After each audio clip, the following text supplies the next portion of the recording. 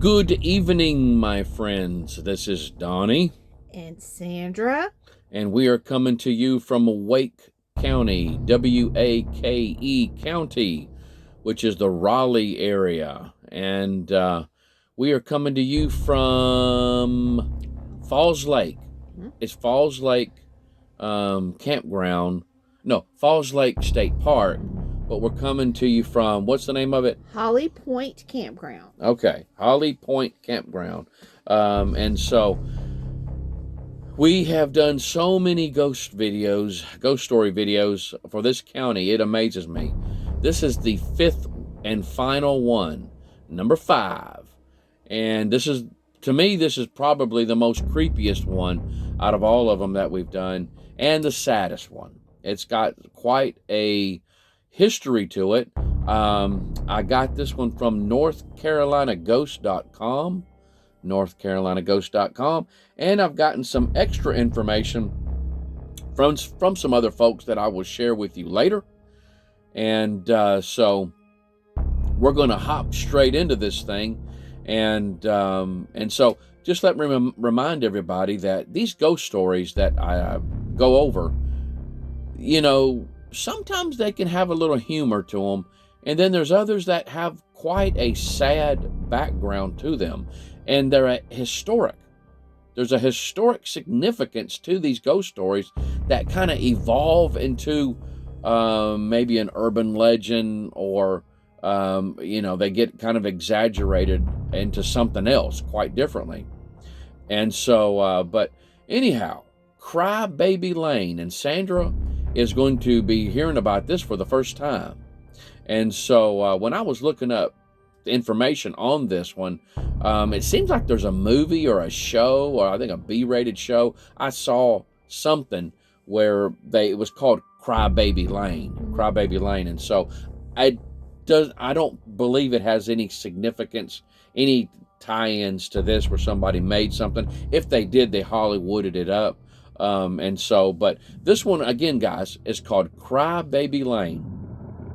It goes, Crybaby Lane is a creepy little stretch of deserted grass off Western Boulevard in Raleigh with a sad, scary story tied to it. The story begins in the middle of the last century when what's now called Crybaby Lane was the site of a Roman Catholic orphanage. The orphanage was the home to a few dozen boys and girls who were raised by the priest, as had been happening there since the orphanage had been founded in the early 1900s.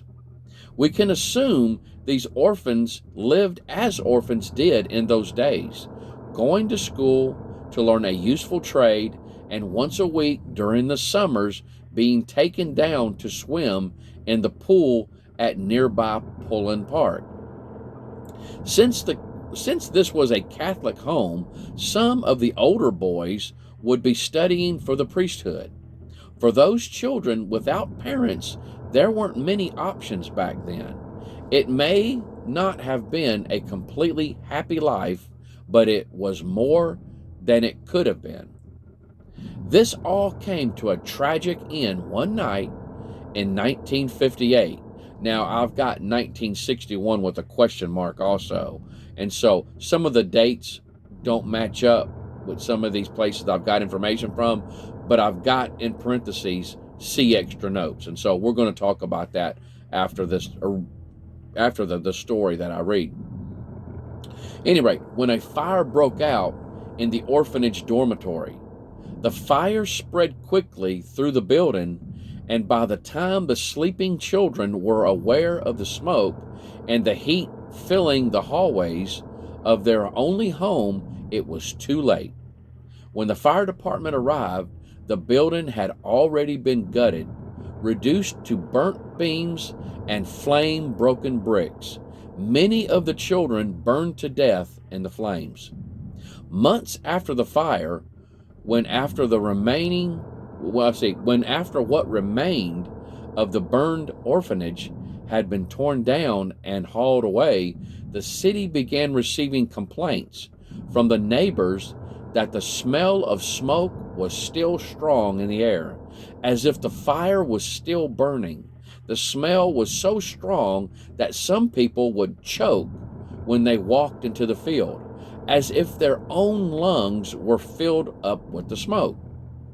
This happened even though the new grass had already covered up where the building once stood.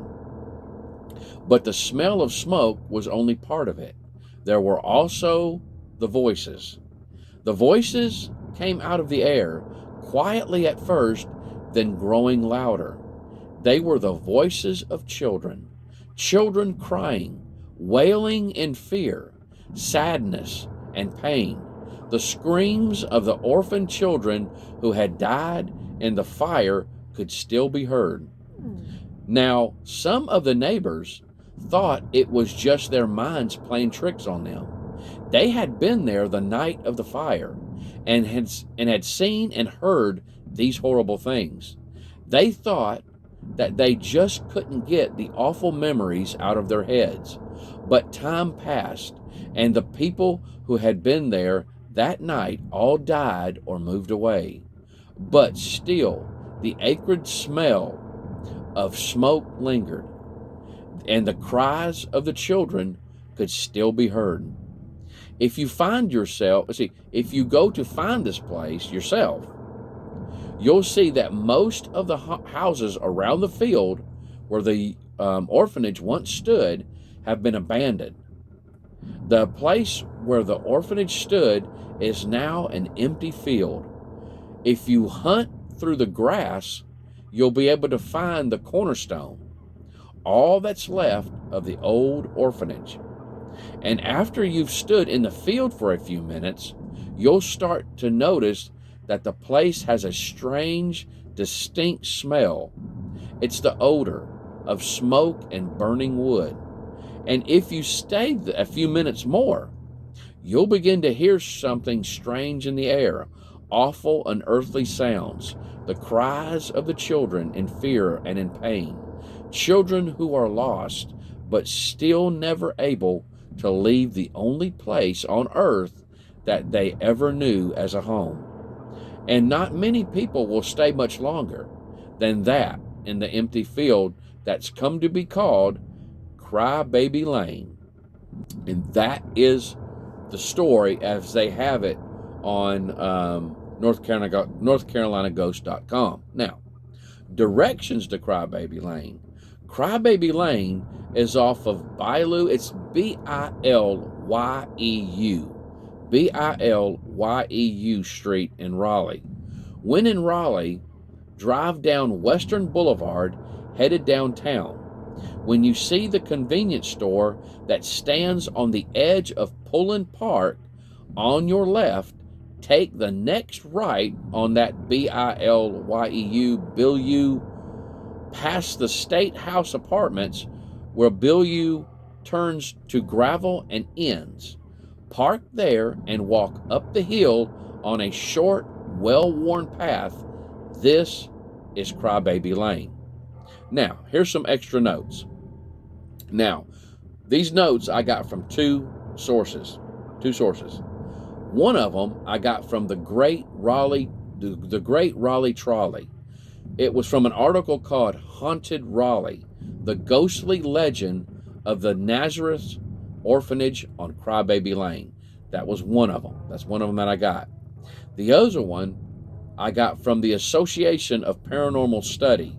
It was an article called The Mysterious Case of Raleigh's Crybaby Lane. And so that's another one that I got if you guys want to check these out. Now, these are the extra notes, some of the extra stuff that I've learned about this case here. As many as 250 children lived there during the Great Depression. Not all of the children there had deceased parents.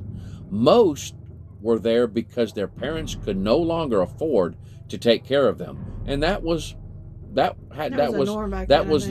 normal back then. Parents couldn't take care of them, so they'd give them to an orphanage. They'd give them up because they didn't want to watch them starve and what have you. The orphanage closed in the 1970s. There was some discrepancies when it comes to the year. One website says the orphanage was founded in 1898, and when the seminary followed in 1902. Apparently, there was a reunion in 1982 where 200 people gathered together, and many were old enough to talk about the babies that were left at the orphanage during the Great Depression. People would just go up and just leave them their babies. I don't see how.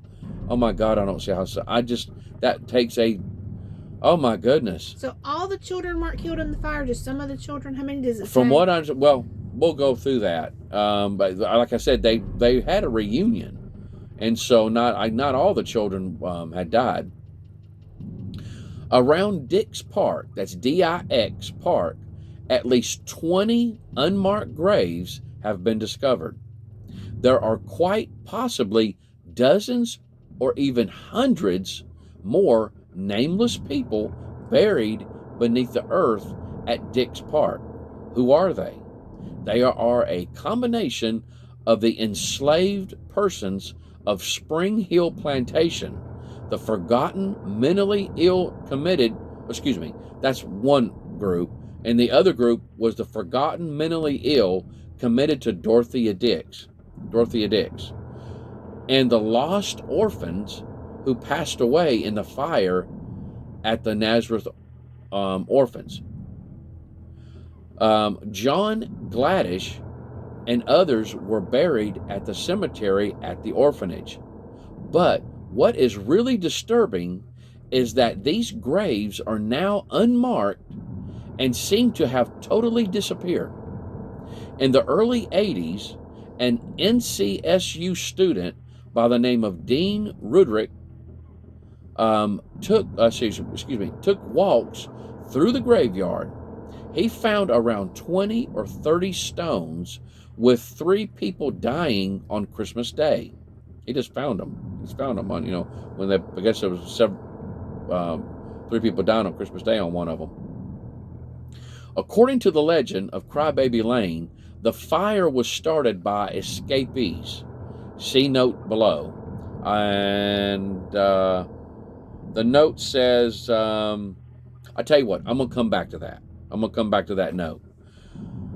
That these escapees were from Dorothy Dix Hospital, mental patients, which had been built decades earlier in the 1850s. Dorothea Dix followed the best mental health practices available in the day. However, many of these practices included torturous electroshock therapy. Several construction workers who had been inside the vacant buildings of the original Dix campus claimed to have seen chains and beds with metal restraints stored in the basement. According to the legend, the men who escaped Dorothea Dix, or Dix Hill, ran across the field where the ancient oaks can still be seen a century later and set fire to the orphanage.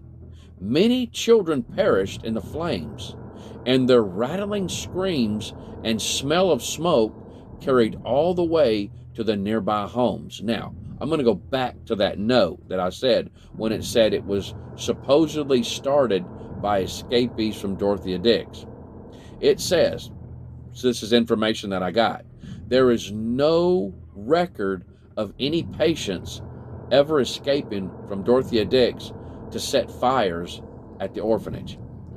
Although this is likely a ghost story the children themselves told each other when staying awake late at night, peering at the very nearby lights of Dix, just across the field. After all, with the legend of Spring Hill and the tales of a thin man haunting Dix, this land had been haunted way before the tale of Crybaby Lane.